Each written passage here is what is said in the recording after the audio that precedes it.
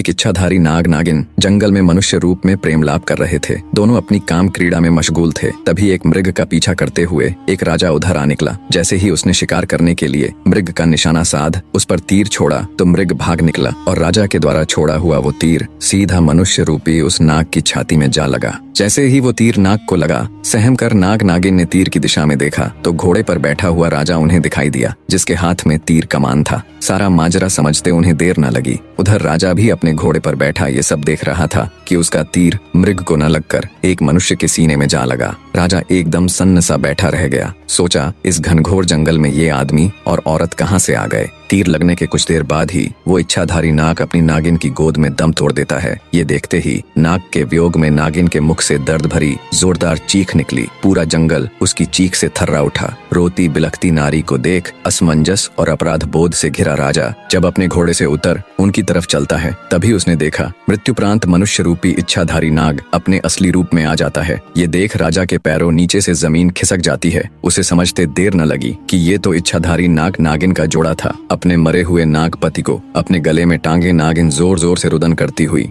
भयंकर गर्जना के साथ बोली, हे पापी मनुष्य, आज जिस प्रकार मैं अपने पति के वियोग में तड़प रही हूँ, एक दिन तेरी पत्नी भी तेरे वियोग में ऐसे ही तड़पेगी। ये सुनते ही राजा का चेहरा एकदम फीका पड़ गया। वो नागिन से बोला, हे नागिन, मुझे क्षमा करे, मैंने तुम्हें नहीं देखा, मुझसे बहुत बड़ी भूल हो गई। राजा की बात सुन दहकते अंगारों सी आंखें लिए मनुष्य रूपी इच्छाधारी नागिन बोली, पापी मनुष्य, भूल नहीं, अपराध किया है तूने। हत्यारा है तू मेरे पति का, जिसके लिए मैं तुझे क्षमा नहीं बल्कि मृत्यु दंड दूंगी। मैं अपने मरे हुए पति की कसम खाकर ये प्रण करती हूँ कि आज से ठीक 9 दिन बाद नागपंचमी के दिन मैं तुम्हें दसकर अपने पति का बदला पूरा करूंगी। नागिन की बात सुनकर तो जैसे राजा का हृदय फट गया। बेचारा बेबस राजा अत्यंत भरे हृदय से राजमहल की तरफ चल पड़ता है। जब राजा राजमहल गया और रानी ने उसका उतरा हुआ चेहरा देखा तो वो भी उसे देख चिंतित हो उठी। रानी बोली, क्या हुआ महाराज, आप जब से शिकार से वापस आए हैं तब से आपका चेहरा बिल्कुल उतरा हुआ है। ऐसा क्या हुआ महाराज, मुझे बताए। तब राजा रानी के सामने जंगल में हुई पूरी घटना कह सुनाता है। सारी बात सुन रानी भी सन्न रह गई।